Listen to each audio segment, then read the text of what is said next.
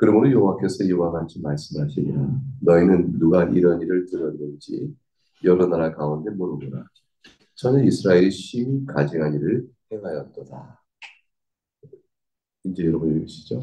레바논의 눈이 어찌 들의 바위를 원하겠으며 먼 곳에서 흘러내리는 샘물이 어찌 마르겠느냐. 무릇 내 백성은 나를 잊고 허무한 것을 분양하거니와 이러한 것들은 그들로 그들의 길, 곧 그 옛길에서 넘어지게 하며 겹길, 곧 닿지 않은 옛길로 행하게 하여 그들의 땅으로 두려움과 영원한 웃음거리가 되게 하리니 그리로 지나는 자마다 놀라서 그의 머리를 들으리라. 내가 그들을 그들의 원수 앞에서 흩어버리기를 동풍으로 함가할 것이며 그들의 재난의 날에는 내가 그들에게 등을 보이고 얼굴을 보이지 아니하리라. 그들이 말하기를 오라 우리가 구애를 내어 예레미야를 치자. 제자에게서 율법이 지혜로운 자에게서 진리하기 선지자에게서 말씀이 끊어지지 아니할 것이니 오라 우리가 혀로 그를 치고 그의 어떤 말에도 주의하지 말자 하니라. 여호와여 나를 돌아보사 나와 더불어 다투는 그들의 몫을 들어보옵소서. 어찌 악으로 선을 갚으리까 마는 그들이 나의 생명을 해하려고 무더기를 탔나이다. 내가 주의 분노를 그들에게서 돌이키려 하고 주의 앞에 서서 그들을 위하여 유익한 말을 한 것을 기억하옵소서.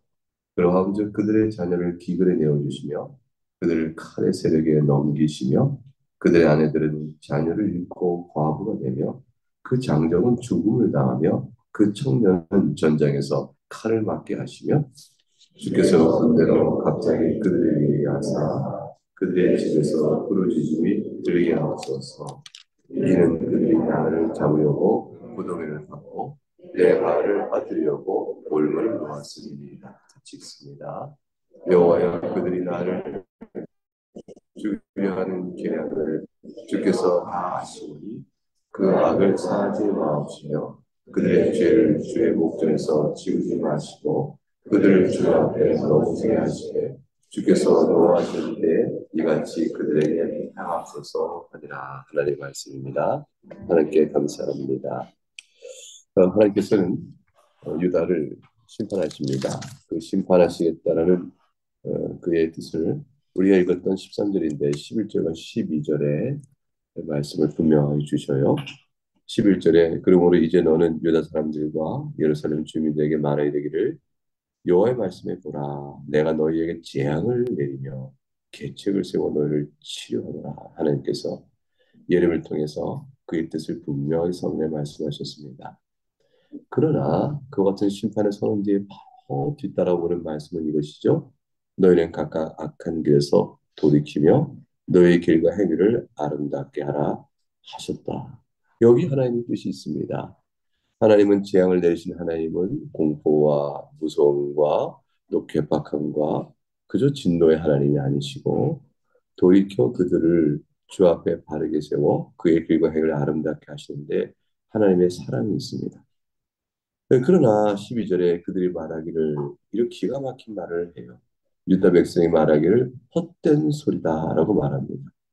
하나님께서 주의 종을 통하여 선포하신 이 경계의 말씀과 위협의 말씀을 헛된 말로 여기고 우리는 우리의 계획대로 행하며 우리 하고 싶은 대로 하겠다. 우리는 각기 악한 마음이 완악한 대로 행하리라 하느니라. 이와 같이 유다가 자기의 완악함을 드러내고 주의 경고의 말씀이요 그 속에 있는 사랑을 저들이 거절하니 하나님께서 이들을 대하여 어떻게 하실까요? 오늘부터 13절의 말씀이 낱낱이 저들의 악행을 지적하시고 다시 한번 심판이 언급되는 대목으로 이어져 갑니다. 13절에 가게 되니까 하도 기가 막혀서 이렇게 말씀하시죠. 너희는 누가 이런 일을 들었는지 여러 나라 가운데 물어보라. 여기서 이런 일이라는 것은 방금 말씀드린 대로 11절 12절에 한 대로 하나님 너에게 재앙을 내릴 것이되 돌이키라. 그러면 살 것이다. 이렇게 주었던 말씀에도 불구하고 그 악행했던 일들을 말씀하는 겁니다. 이방 나라에도 물어봐라. 이런 일이 어떻게 그들에게 들리고 행해야겠는가 생각해라. 처녀 이스라엘을 처녀라 빗댄 것은 여기 뜻은 정결한 나의 백성이다. 그래야 될 백성이라 뜻이에요. 그러니까 하나님과 언약을 맺었죠. 하나님과 혼인을 한 것입니다. 그 이스라엘은 실로 정결하니 내가 저의 신랑이요 저는 나의 신부가 된다 하는 원칙에 따라서 처녀 이스라엘 표현할 때는 혼인을 했으면 처녀가 더 이상 아닌데 왜 처녀일까? 그래서 정결한 나의 신부라는 정결성을 강조하신 말씀입니다. 실로 내 앞에서 정결해야 할 이스라엘이 도리어 우상을 숭배하고 악행을 하는 가증한 일을 행하니 이런 일을 듣고도 돌이킴이 없으니 이게 이방 나라에도 이런 일이 있겠느냐. 14절에 보면 레바논의 눈이 어찌 들의 바위를 떠나겠느냐. 먼 곳에 흐르는 천물이 어찌 마르겠느냐. 이스라엘 백성이 결코 부인할 수 없는 그 나라 살고 있던 가나안 땅의 한 자연적인 섭리를 들어 말씀하시죠. 레바논의 눈이다라는 것은 헐몬산에 있는 만년설을 가리켜요. 이스라엘에 헐몬산이 있는데 그 헐몬산의 맨 위에는 항상 눈이 덮여 있었습니다. 그 눈이 녹아서 물이 흘러서 땅 속으로 쭉 흘러가요. 그래서 가나안 땅의 요단강에 마르지 않는 수원이 되어지고 있습니다. 해발 높이가 2,815m 되니까 결코 낮은 산이 아니죠. 우리나라 백두산보다 높은 것입니다. 그게 땅속 깊은 곳을 계속 흘리고 바위를 적시기 때문에 그 물이 차고 마르지가 않습니다. 네가 알고 있는 이 세상, 너희가 이 환경도 그러하거늘 잘 돌아봐라.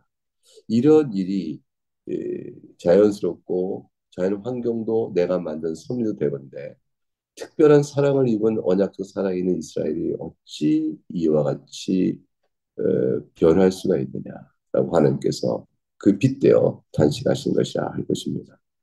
15절에 유대 백성이 하나님을 잊어버립니다. 우상에게 험한 것에 분양합니다. 종교와 예배의 대상이 바뀌어버린 것이죠. 그리고 그래서 하나님께서 옛길에서 넘어졌다. 이 옛길이란 말은 참 표현이 그리하여 하나님께서 이전에 너희 믿음의 조상 때부터 약속하고 믿음으로 순종하며 세우셨던 도리들이 있어요. 이게 참된 종교죠. 그래서 교회 안에 주신 바 된 바른 말씀의 이 흐름과 유사는 우리가 오늘 어떻게 서 있는가를 돌이켜보는 데 핵심적인 기준이 되어집니다. 아주 중요한 기준이 되어져요. 해 아래 새 것을 찾느라고 성경을 들춰가면 내가 꾸며내는 교리가 아니고 우리의 조상 때로부터 그것이 과연 그러한가 살펴 많은 이들이 기도와 성령의 인도하심으로 밝혀진 진리의 많은 사실들은 표준신앙적 문서에 다 담겨져 있습니다. 그걸 표준으로 삼아서 말씀의 새로운 은혜를 덧붙여 살아있는 생동한 은혜로 나아가는 것이 우리의 갈 길인데 그 옛길에서 넘어지고 곁길이라 했어요. 곁길. 너 닦지 않은 길이라 했으니 그것은 우상의 도를 따라가는 것이요. 죄악된 길로 가는 것이죠. 그러니 낭떠러지 떨어지는 것이요. 늪에 빠지는 것이요. 수렁에 빠져 도무지 헤어날 길이 없는 위기상을 겪지 않을 수가 없게 됩니다. 온 세상이 낭떠러지요. 수렁과 같은 늪인데 그 가운데 하나님이 생명의 길을 쫙 내주신 거죠. 그 길 외에는 다 죽음의 길이에요. 여러분이 믿고 있는 이 신앙의 복음 신앙은 세상 여러 종교 가운데 하나가 아니고 내가 내 인생에서 선택한 하나의 삶의 한 측면이 아니에요. 이것은 살고 죽는 문제예요. 이 복음의 길에 여러분이 들어와 있고 여기서 겪고 있는 동안에는 그저 한 길을 가는 것이니까 평범해 보이고 눈에 보이는 다른 길도 또 길처럼 보이지만 이 길을 빠져 곁길로 가면 죽음이에요. 이스라엘이 바로 그러신 것이었죠. 그러니까 하나님께서 그에게 말하는 것입니다. 너희가 어찌하여 닦지 않은 곁길로 가느냐. 그럼 이제 16절에 그들의 땅에 하나님 재앙을 내리셔서 저들이 사는 땅에서 적과 꿀이 흐르는 땅에서 하나님을 영원롭게 사는 복된 삶을 누려야 되는데 그렇지 못한 상황이 되어져 재앙 아래 있게 되어집니다. 16절에 말씀하기를 두려움과 영원한 웃음거리가 될 것이라 했어요. 지나가는 자보다 머리를 흔들 것이니 우상 숭배한 자들이 누리는 평안조차 모르라. 하나님께서 이방인들도 믿지 않는 자들도 일정한 삶의 안식과 평안이 있는 듯 그들에게 위로도 주십니다. 이 계절의 변화는 우리만 누린 것이 저들도 누린 것이요. 이 풍요로운 계절에 수확이 시되면 우리만 누린 것이 그들도 누린 것이고 나라의 경제가 좀 잘 산다 그러면 그 소득의 소산들을 온 나라 백성이 믿지 않든 믿든 다 누리게 되어지니까 열심히 수고하고 일한 땀 흘린 믿지 않는 사람들도 자기 노력의 결실을 받게 되어지고요. 나름대로 다 살아가요. 근데 그들에겐 진정한 평안과 안식이 없는 겁니다. 영원한 영혼을 들여다보면 참 편안함과 슬픔과 비참과 공고함이 다 있어요. 근데 우리는 주 앞에 살고 있기 때문에 그 안에서 은혜를 입어서 복된 평안의 삶을 살아야 되고 소득이 적든 많든 몸이 약하든 강건하든 어떠한 형편이든지 주 안에서 붙들려 살아가는 복됨이 있는데 그들이 보기에도 비참한 인생이 돼버리는 거예요. 그리고 겉으로는 믿음 생활하나 속으로는 우상을 따라가는 자들의 이 비참한 모습이 가나안 땅에 파편이 되고 이방인의 침략을 받아 멸망케 되는 모습을 보게 될 것이라는 것이죠. 그래서 17절에 원수를 내가 보낼 것이다. 저들의 원수여 이방인의 대적자를 보내서 동풍으로 흩어버리고 가겠다. 이 동풍이라는 게 어디서 들어와요? 이스라엘 땅을 가만히 생각해 보면 오른쪽 동쪽은 그 사막의 근동쪽 중동 지방의 사막에서 내리부는 바람들이 동풍입니다. 그러니까 아주 건조하고 마른 바람이죠. 그것이 확 불면 가나안 땅의 초목이 말라버려요. 그러니까 결실을 볼 수가 없습니다. 하나님께서 동풍을 막아주심으로 결실을 볼 수 있는데 그 동풍을 불어버리면 재난이 되버리죠. 근데 이 동풍이 바로 하나님께서 자연적 바람일 뿐만 아니라 실제로 동쪽의 군사를 이렇게 내보내신 거죠. 바벨론이죠. 바벨론이 그냥 일어나서 내리치게 되어집니다. 얼마나 무서울까요? 결국 근데 그런 상황 속에서 재난날이 당하니까 여러분 어떻게 하시겠어요? 유대 백성은 어떠실 것 같습니까? 하나님 앞에 나오지 않겠어요? 우리를 돌아봐 주소서라고 비로소 엎드릴 것처럼 할 텐데 하나님께서 무서운 말씀이죠. 17절에 그 재난의 내가 재난의 날에 내가 너를 향하여 얼굴을 들이라 이렇게 말씀하셔야 돼요. 하나님께서 내가 등을 보리라 등을 보이라 외면하시는 도령하시는 전혀 하나님이 큰 침묵과 외면 속에서 내리고 작정하신 심판을 그냥 밀어버리십니다. 정말로 그랬나요? 정말로 그랬죠. 그러니까 바벨론 침략으로 예루살렘이 초토화돼 버리죠. 그 예루살렘 성 안에 들어가서 방어하겠다고 하면서 여호와의 이름을 부르고 하나님이 결코 우리를 이렇게 망하게 하지 않을 것이야. 그때라도 회개해야 될 텐데 자기들이 행했던 악행을 그대로 두면서 하나님의 언약만 명분만 붙잡고 계속 있으니 신앙의 명분은 있어 실질은 없게 되어지죠. 하나님과 관계는 이미 끊어졌는데 이미 말씀하신 대로 했어야 되는데 주님께서 작정하신 심판을 내리시니까 완전히 죽습니다. 임산부 죽고요. 아이의 자기 어린아이의 살을 뜯어 먹어야 되는 비참한 삶까지 내몰리고요. 처참하게 망합니다. 그리고 전부 가나안 땅으로 끌려가게 되어지는 형태가 저기 이방 땅으로 끌려가는 형태가 되어지죠. 하나님은 성전을 무너뜨리셔요. 하나님께서 성전을 그냥 다 파괴시키시는 거죠. 그만큼 저들을 철저하게 심판하며 작정하시는 것입니다. 근데 아직은 실현되기 전이에요. 이 하나님의 작정이 이렇게 드러나면 하나님의 작정은 시간적으로는 미래의 일이지만 이 실질적인 위협은 현재적이에요, 항상. 왜냐하면 하나님 뜻은 영영이 쓰기 때문에 결코 이루지 않는 법이 없거든요. 그러므로 하나님께서 미래적 예언 속에 주신 바 된 경고는 오늘의 실제 눈앞에 있는 경고로 받고 떨어야 되는 것이죠. 그 돌이켜야 되는 것이에요. 그런데 그렇지 않죠. 그러니까 이런 경고의 말씀 우리에게 어떤 교훈을 줘요? 말씀을 들을 때 두려워하며 겸손히 들으라. 그러면서 한다. 그래서 갈라져요. 이게 어떻게 나눔이 되어지냐면 이 말씀을 듣고 자기 심령을 낮추어 두려워하며 겸손히 듣는 사람들은 살고요. 망할 자들은 하나님 이 말씀 자체가 듣기 싫은 겁니다. 입 다물라. 그리고 거짓된 신앙을 만들어내죠. 하나님은 우리를 평화의 하나님이요 화평을 주실 것이다. 하나님이 자기 백성을 망하게 하시겠느냐? 우리를 지키실 것이다. 라고 거짓된 평화를 외치게 되어집니다. 하나님께서는 자기 백성을 사랑하시죠.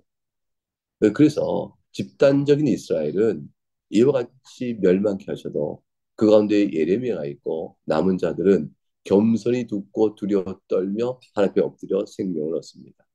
비록 집단적 이스라엘이 다 망하니까 그 전쟁의 비참함을 다 겪고 참화를 겪고 그리고 바벨론 땅으로 끌려가는 포로 신세가 되어 고난의 슬픔과 그걸 살아가는 그 무리들 가운데 다 망한 것 같지만 택한 백성 하나하나 심령 속에는 생명의 약속들이 살아있어요.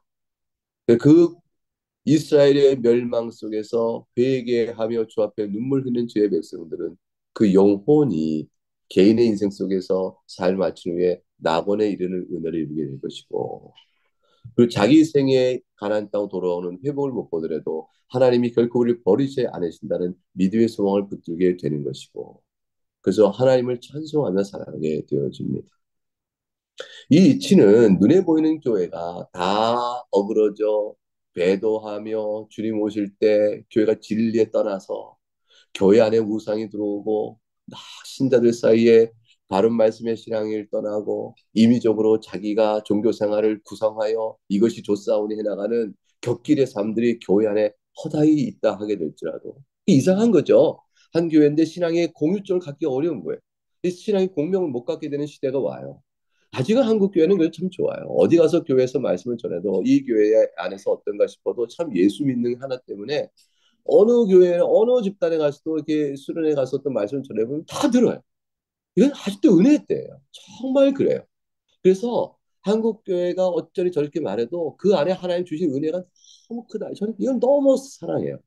교회를 사랑합니다. 그래서 교파가 다르고 신앙의 양태가 다르고 목적과 의식과 강조점이 달라서 왜 저러실까라고 마음의 괴로움이 있어도요. 그 괴종을 당하여 말씀을 전할 기회가 생겨버리면 그 회중이 그 말씀을 들어요. 아주 이상한 일이 벌어요. 그래서 한국 교회는 아직도 하나님이 참 사랑하신다. 집단적으로 한국 교회는 무너지지 않고 있는 거죠. 근데 서구 사회는 어떻게 됐어요? 유럽에 있는 교회들이 다 문 닫아 버리는 이유는 배도가 집단적으로 벌어진 것이죠. 아니 교권적 차원에서 성경을 버려버리는 것이죠. 예수 그리스도의 신성과 인성을 부인해버리고 대리속죄를 부인해버려요. 성경의 하나님 말씀인 것을 이상하게 변질시켜버려요. 그 집단 자체, 그 교단 자체, 총회 자체 안에 현격히 영혼들이 떠나버리고 예배당 건물들은 폐허되듯이 없어지고 교세는 위축되어지며 진리 살아 견딜 수가 없는 이상한 일들이 벌어져.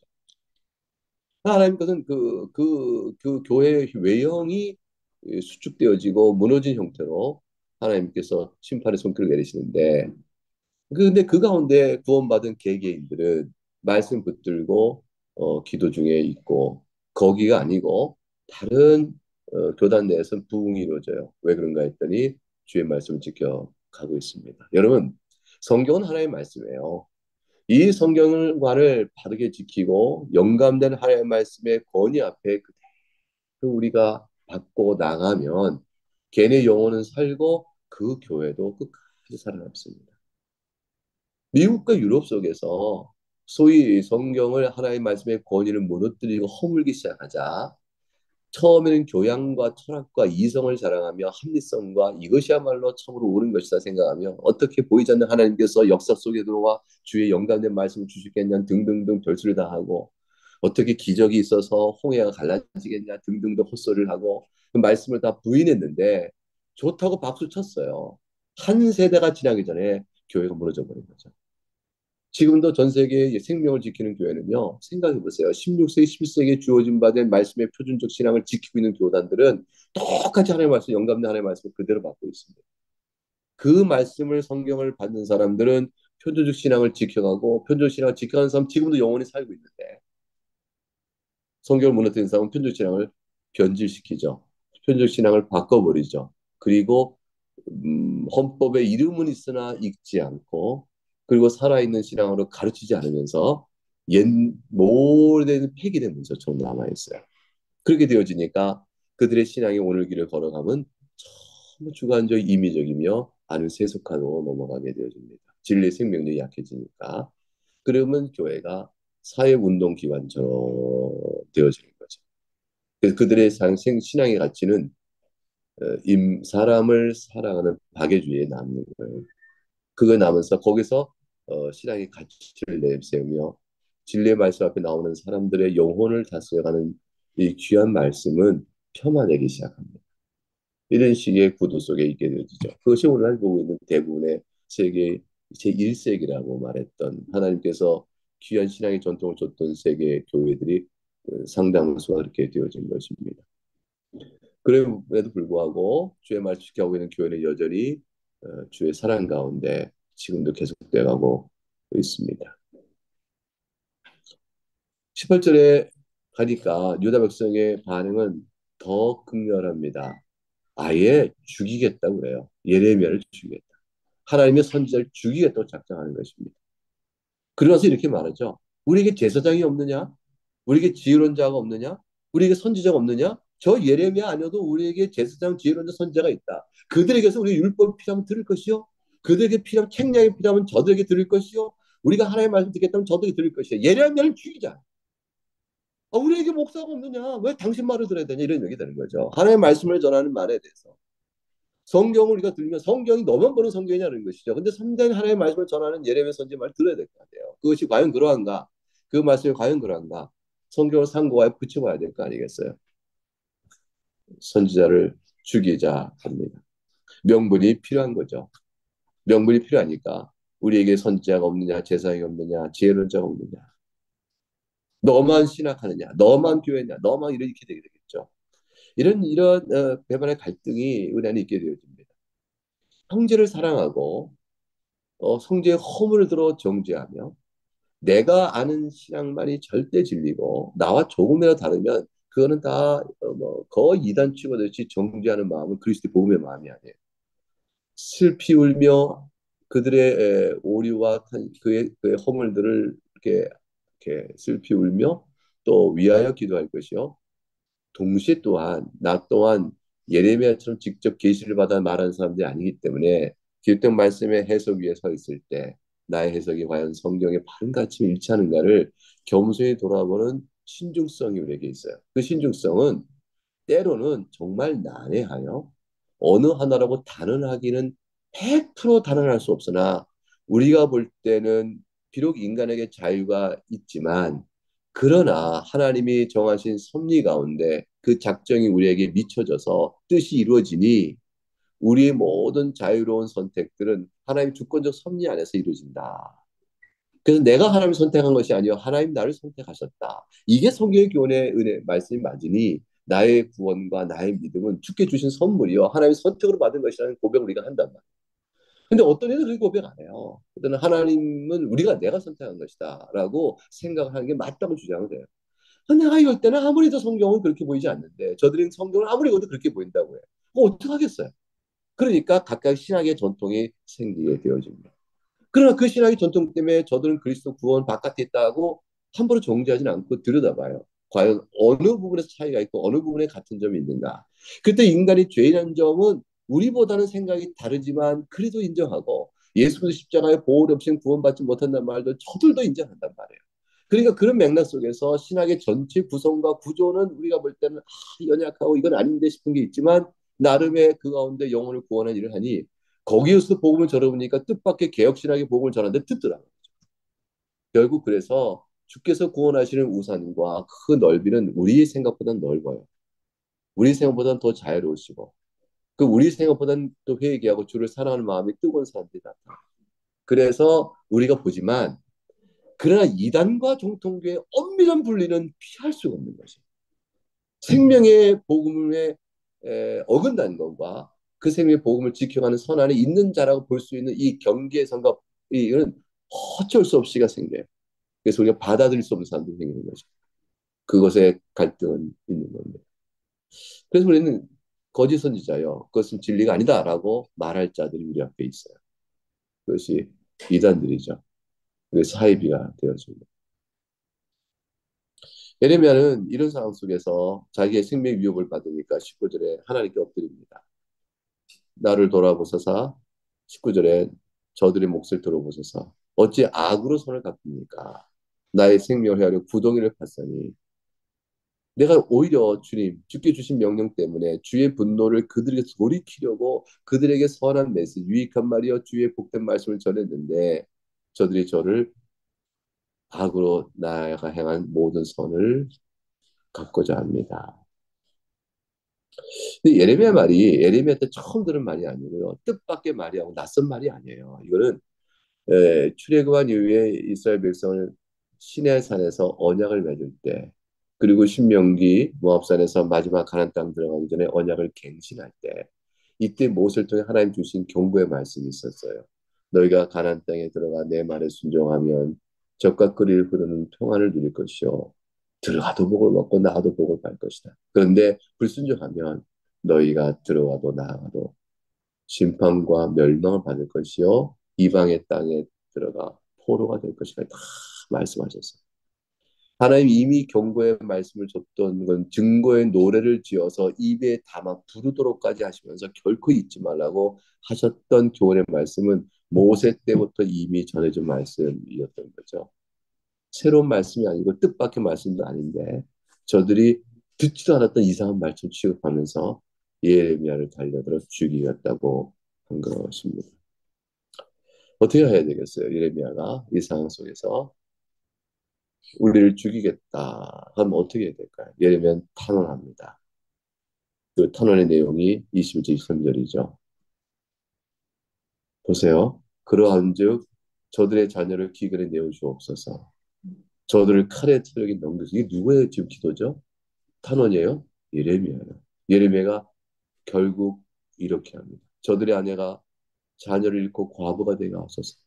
장정, 청년, 군인들은 다 죽게 하시고 그리고 주께서 군대로 갑자기 저들에게 이르게 하사 저들의 집에서 울부짖음이 들리게 하옵소서. 저들이 왜냐하면 나를 잡으려 구덩이에 파고 내 발을 빠뜨고 올무를 놓았기 때문입니다. 저들의 계략이 약한데 주님은 다 아시지 않습니까? 저들의 죄를 주의 목젖 지워버리지 마시고 죄값대로 갚옵소서 이렇게 말합니다. 예레미야의 기도가 어떻게 이럴 수 있을까? 자기 죽겠다고 하니까 나를 죽이려고 해. 이래서 개인적인 보복의 감정이요, 원수의 감정이요. 이것 때문에 이렇게 기도하는 것일까? 예레미야가 앞에서 예레미야서 뛰고 오면서 저들 백성을 위해 얼마나 중보도 기도를 해요. 그리스도의 중보 기도를 그대로 담듯이 하나님 앞에 저들의 구원을 위해 얼마나 눈물의 선지자로 기도합니다. 그런데 이런 마지막을 해요. 어떻게 이럴 수 있을까? 이 예레미야 다른 예레미야 아니야? 싶을 거 아니에요? 왜 저들에게 다시 기회를 주시기를 눈물로 기도하지 않고 이렇게 했을까? 저주와 파멸의 기도가 임할 것을 기도했을까? 예레미야가 끝을 보는 겁니다. 끝을 본 거죠. 이제 주의 말씀을 전한 말을 듣지 않을 뿐더러 그 말씀 자체를 전한 나를 죽이겠다는 것은 하나님에 대한 전면적 공격 선포요. 자기의 정체성에 대한 근원을 아예 대적자 위치에 다 놔버린 거죠. 저들을 살리는 것은 심판밖에 없어요. 이게 징계의 매를 조금 덜 해주옵소서라고 기도했던 예레미야가 징계의 매를 더욱 때리는 수밖에 없다는 결론이 되게 됩니다. 아무리 말해도 듣지 않으니까. 이거 어머니가 얘야 저희 어머니도 아들아 어쩌자고 그러냐 아버지께 잘못했다고 그래라. 근데 매를 벌어요 제가. 말을 안 하는 거예요 아버지한테 잘못한 말을. 전 참 그 말을 못했어요. 아버지 책망하시면 잘못했습니다 하면 되는데 입을 꾹 닫는 거예요. 뭘 잘못했냐. 때리면 야단치는 맞고 이상하게 이 말이 잘못됐어요 말이 쉽게 잘 안 나오더라고요. 아버지 답답하더라고요. 이놈아 그러고 이게 야단치신데 어머니 옆에서 이 녀석아 잘못했다고 그래. 매를 벌었죠. 근데 그때 내 마음에는 억울함도 있었지만 아버지에게 잘못했다는 인정하지 않아서가 아니라 이상하게 말이 잘 안 나오더라고요. 맨날 잘못했어요. 이렇게 하고 말았지만 아버지가 결국 자신의 화가 더 이상은 때릴 수 없을 때까지 저를 가르치다가 손을 매를 놓으셨죠. 나가라 이렇게 고집인 거죠. 근데 그때 상황은 꼭 맞지는 않지만 작정한 거예요. 하나의 말씀을 듣지 않겠다, 귀를 막고 돌려 치라. 그러니까 어떠세요? 예수님 당시에 스데반 집사가 말을 하잖아요. 하늘에 계실 때가 주님 보좌를 펴었다.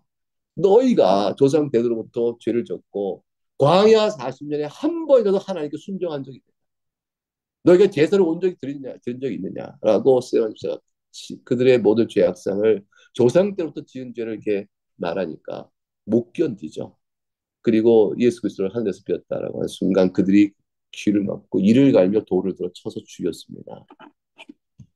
예수님을 결국 십자가에 못 박히게 한 것도 다 똑같은 마음이었어요. 하나님의 말씀을 듣지 않기로 작정한 자는 결국은 생명에서 떠나지는 것입니다. 예레미야가 그 끝을 본 것입니다. 그 끝을 보니까 하나님의 대적자에게 심판이 있는 것이 마땅합니다. 이렇게 얘기한 것이죠. 예레미야도 하나의 사람이니까 자기가 당하는 자기 생명을 위협하는 원수의 멸망을 바라는 연약성이 기도에 반영하고 있지 않겠느냐. 비록 동적인 하나의 원약 백성이 당하고 있는 이 재앙의 누굴 눈앞에 보면서 함께 아파하고 신음하여 눈물도 흘리겠지만 회개치 않은 완악성에 대한 분노도 막 솟아오는 거죠. 이 양가 감정이 같이 있는 겁니다. 예레미야 당연하게 있겠죠. 교회를 향하여 하나님의 복음을 향하여 저주의 말을 퍼붓는 저들을 어떻게 할 것인가. 이 속에서 예레미야는 말씀대로 한계와 끝을 보고 하나님의 공의를 더 높이 찬양하는 그런 어, 기도를 올리게 되어지게 됩니다. 오늘 본문의 말씀은 결국 우리에게 뚜렷한 교훈을 줍니다. 결국 누가 멸망에 이르게 되는가? 진리를 듣기를 거절하고 말씀을 귀로 드러난 마음의 받기를 끝까지 거부하는 완악성 안에 마음이 굳어진 자들. 더 나아가서 그 말이 불편하다 하여 그 말씀을 전하는 자를 미워하고 대적하게 되는 자들. 소망 없이 멸망합니다. 그러나 모두가 다 죄인인데 우리 가운데 죄업자가 없는데 누가 용서받고 생명의 구원을 받는가? 마음이 부드러워져 그 말씀을 들을 때 양심의 찔림을 얻고 회개하는 자. 그리고 그 말씀에 담겨 있는 무한한 하나님의 용서와 자비로운 긍휼을 깊이 사모하는 사람. 그런 사람들은 하나님의 말씀을 전해준 자를 전하는 주의 복음의 진리 말씀을 사랑합니다. 그 교회를 사랑하죠. 그 결국에는 죄에서 돌이켜 구원을 받는 생명의 길로 한 걸음 한 걸음 나가게 되는 것입니다. 이것이 바로 옛길, 곁길로 가지 않고 옛길, 닦아진 길, 생명의 길을 걷는 자들이요. 이 좁은 길을 가는 자들이죠. 그 길로 갈라집니다. 오늘 우리는 구약의 교회가 얼마나 완악해져서 그 길로 가는 자들이 얼마나 소수인가를 보게 되어지는 어두운 교회 양상을 예레미야서를 통해서 읽고 있는 것입니다. 용기를 가질 필요가 있는 것이죠. 이 시대는 아직 그만큼 배도의 시는 임한 것이 아니고요. 아직은 더욱더 귀한 말씀이 생생히 살아있고요. 기독교 서점에 어디 가도 우리에게 복음의 길을 가르쳐준 책들이 차 있고요. 그래도 기독교 방송에도 들어보면 찬양도 있고 말씀의 사역도 계속 이루어지고 있습니다. 얼마나 아직은 은혜의 때인가 생각하면서 더욱더 이 시대의 한 인생을 살며 주를 섬겨가는 그 주님의 보호 가운데 있음을 생각하면서 감사함으로 개개인의 인생에 지금 어떤 삶의 자리에 있든지 여러분 개개인의 삶에 어떤 양상이든지 이 큰 구원의 은혜의 줄기 섭리 안에서 위로와 감사를 드리며 살아갈 수 있기를 주의 이름으로 축복합니다. 이제 말씀을 생각하며 함께 기도하겠습니다. 하나님 아버지 감사합니다. 이 말씀을 듣고 오늘 우리 시대에 주는 은혜를 생각합니다. 예레미야 말씀을 듣기를 거부하고 급기야 예레미야 선지자조차 죽이겠다 달려드는 저들의 완악성과 그 강팍함과 무도함을 보면서 어떻게 저럴까 생각합니다. 오나 우리도 주의 은혜가 우리 안에 오늘 임한 것처럼 임하지 아니었으면 저들과 다를 바 없음을 생각하며 그리스도의 속죄의 은혜를 크게 찬양하고 내 안에 역사하시는 성령의 중생케 하시며 이끄시는 귀한 성령님의 은혜를 높이 찬송합니다. 이 은혜를 받고 교회를 돌아보니 아직은 소망과 은혜가 넘치는 때임을 생각하면서 이 시대의 믿음의 걸음을 걷도록 우리를 부르주신 하나님 사랑에 감사하면서 두려워하지 않고 흔들지 않고 견고하게 우리의 삶의 개개인의 처지가 어떠하든지 주를 찬송하며 살아가는 복된 신자가 되게 하시고 나그네 교회로 또 연결되어 한 몸이 되어 싸우니 서로 사랑하며 주의 진리의 말씀을 세워가는 일에 손잡고 나아가는 저희 모두가 되게 하옵소서. 이 말씀이 개개인에게 주는 은혜를 주님께 다 엎드리 올 때에 이 시간에 각각 주께서 순종의 말씀의 교훈과 사랑을 나타내 보이시고 또 깨닫게 하시고 그로 인해 즐거워하는 사랑하는 이 시간 기도하는 시간이 되게 하여 주시옵소서. 감사하고 예수 그리스도 이름으로 기도하옵나이다. 아멘. 주님과 진 기도를 함께 올림으로 마칩니다. 하늘에 계신 우리 아버지, 이름이 거룩히 여김을 받으시오며, 나라가 임하시오며, 뜻이 하늘에서 이루어진 것 같이 땅에서 이루어지이다. 오늘 우리에게 일용할 양식을 주시옵고, 우리가 우리에게 죄 지은 자를 사하여 준 것 같이 우리의 죄를 사하여 주시옵고, 우리를 시험에 들게 하지 마시옵고, 다만 악에서 구하시옵소서. 나라와 권세와 영광이 아버지께 영원히 싸움나이다. 아멘.